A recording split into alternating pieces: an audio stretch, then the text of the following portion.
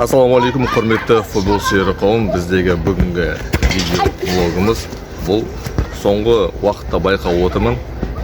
Топ гранд клубтар, топ клубтар жалпы өздерінің негізгі құрамдарынан қош айтысуда, яғни аңыз ойыншыларымен атап айтатын болсақ, бұл Барселона, Реал Мадридтің, Ливерпульдердің құрамындағы костяктардан қош айтысулары.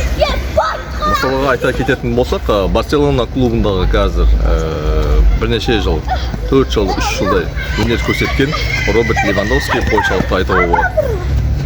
Барселона қиын сәттерде қолғабыс тигізіп, қиын сәттерден алып шыққан ойыншылардың бірі деп, еңбегі сіңген деп айта беруге болады. Жалпы Левандовский келгелі басында 1 жылда адаптация болды, одан кейін соңғы 3 жылдықта Роберт Левандовский Барселона клубы үшін Барселонаның басшылықтарының қиындықтарын алып кететін бірде-бір ойыншы болды деп айта беруге болады. Жалпы Левандовскийге Барса жанкүйерлері риза екеніне көз жеткіздім. Кеше Камп Ноуда қоштасу рәсімдері болып жатыр. Яғни алдағы уақыттарда коридор болуы мүмкін.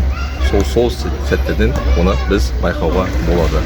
Екі ойыншы негізгі құрамнан кетіп жатқан бұл Реал Мадридтегі Карвахаль мен Алабаның қорғаушыны айтуға болады. Бұл екі қорғаушы да өзі атап өтетіндей, өз клубтары үшін көптеген матчтарды, көптеген ойындарды алып шықты. Яғни Алаба ол Карвахаль сияқты енді жарты жолдан келді, яғни бірақ сонда да өз жанкүйерлерін, Реалдың жанкүйерлерін және фандардың жанкүйерлерін көңілінен шықты деп ойдамын. Ал Карвахаль деген Модрич, Бейл, Бензема секілді аңыз ойыншылар, Тони Кросс, Модрич, Серхио Рамос секілді ойыншылармен негізгі костяк, негізгі құрамда өміріне көрсеткен болатын. Карвахальдың соңғы ойындарында Атлетико Билбао матчында коридор көрсетіп, қарсыластары оның еңбегін бағалаған болатын.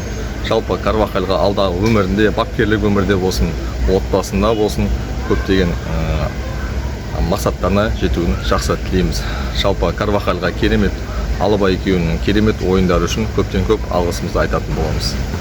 Тағы да бір қоштасып жатқан ойыншы топ клубтардан бұл Ливерпуль сапындағы қорғаушы, оң жақ қаптаулы қорғаушы, сол жақ қаптауда қорғайтын Робертсонды айтуға болады, және аңыз ойыншы ретінде бұл Мохамед Салахты айтуға болады. Робертсон мен Трент Александр-Арнольдты білесіздер, 2018-19 жылдары көптеген пастар жасады, кереметтей статистикасын жоғарылатты, 15-20 нәтижелі пас голлармен көзге түскен болатын. Робертсонның Ливерпульге жасаған көптеген несі бар, ерен еңбектері бар. Жалпы Юрген Клоп арқылы осы ойыншылар, Мохамед Салах секілді ойыншылар көптеген өзінің жеке дара шеберліктерін анықтаған болатын.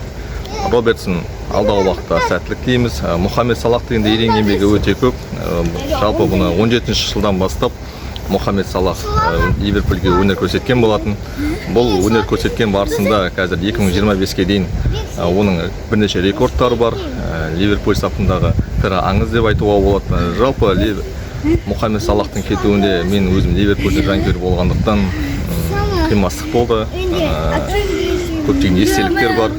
Жалпы футболды тамсандырған бір ойыншы деп айтуға болады. Жалпы Мохамед Салахтың алдағы өміріне, алдағы ауысатын клубтарында жетістік тілеймін. Ешқандай не жоқ, реніш жоқ. Клуб оны әрқашанда бағалайтын болмақ. Құрметті көрермендер, біздің алдағы уақытта да видеоларымыз, контенттеріміз жалпы футбол жаңалықтары, футболда ерен еңбек өзгерістер туралы ақпараттар шығатын болады. Біздің видеоларымыз алдағы уақытта ұнап жатса, бағалап, тіркеліп, пікір қалдырып, еңбектерімізді бағалап кетіңіздер. Қазақ тілді арнамызды қолдап кетіңіздер.